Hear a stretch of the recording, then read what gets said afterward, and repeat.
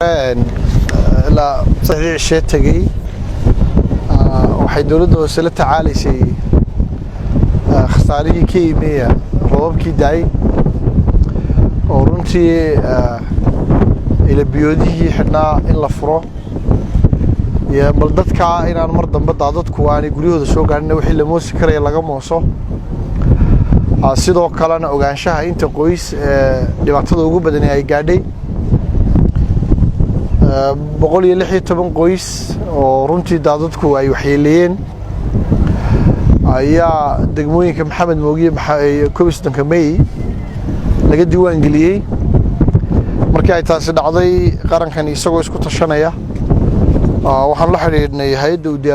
diyaargarowga aafooyinka iyo raashinka qaranka waxaan uga mahadnaqayaa hay'addu inay markiiba runtii noo soo jawaabto 116 qoysba raashin ku filan iyo bustayaal iyo baco ay markiiba la soo gaadhay oo markaa maanta halkan lagu guddoonsiinayo dad ka mid ah qoysaska hay'adda aad iyo aad baan ugu mahadnaqayaa maariyaheeda guudna aad iyo si gaar ah baan ugu mahadnaqayaa sida uu xilka isaga saaray mas'uuliyadda leh isla markii aanu warbixinta siinayba uu noogu yimi noola eegay dabeetana markaa maanta kulankayga shalay buu dhacay maantana markaa 116 qoys wixii loo heli karay la soo gaarsiiyay ilaahay waxaan ka barayaa qoysaska ay dhibaatadu gaadhay intan maanta loo keenay waa intii qarankooda u helayay insha Allah ta'ala waxaan ilaahay ka barayaa in ilaahayna subhanahu wa ta'ala ka saacido oo dhibta yar soo gaadhay ka dulqaado waxaanu sidoo kale waa ogtihiinoo de mar kasta oo roob da'an dhibaatooyinkan oo kala dhacaya dadkuna waxay degan yihiin markii dhulkii cidhiidhi noqday aad markuu cidhiidhi u noqday ila biyoodyo ay dul degan yihiin hada il kasta oo magaalada Hargeysa dhex mareysay dad baa dul degan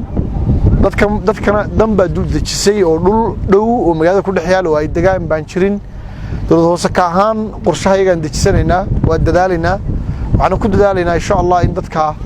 bal sidii meelo ku haboon loo dejin lahaa inta ka horeysan ilaa shalay waxaanu qabanay shaqadii suuragal noqon kareysay oo ah markaa meelaha biyo ka soo jabeen aanu xidhno meelaha qaar kood boosas waaweyn dhigno meelaha xidhnaa ee sababay in biyo caburaan oo ay dadka qaadaana markaa aanu banayno shaqada weyn baa ilaa shalay ilaa maanta socotay ilaa caawa socon doonta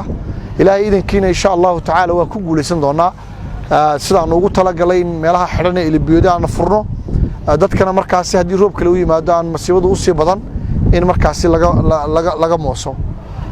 waxaynu doonaynaa in dadaal dadka kale ee reer Soomaaliland marka ay roobkuna halakeeyaan waxaynu u baahannahay kii cagaf haya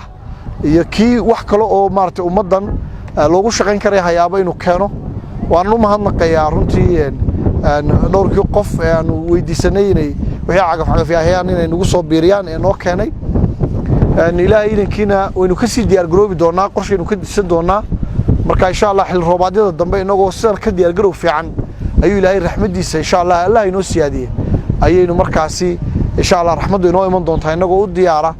u diyaar garownay inaanay roobabku dhibaatooyin saa badan dadkeena aanay gaarsiin habisi uu dambeeyay kullu ololaha wadeen dawladda hoose ahaan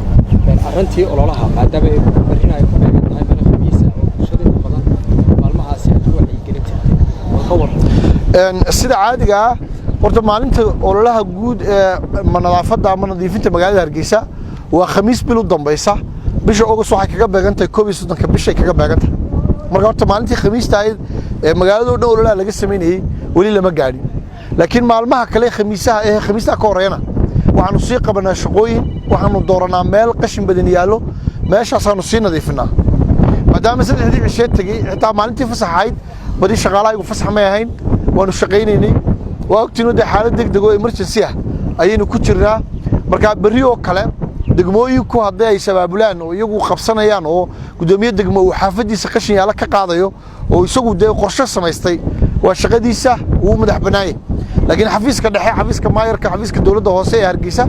uma qorshaysna bari inay shaqadii yareeyay ka horeysay khamiista weyn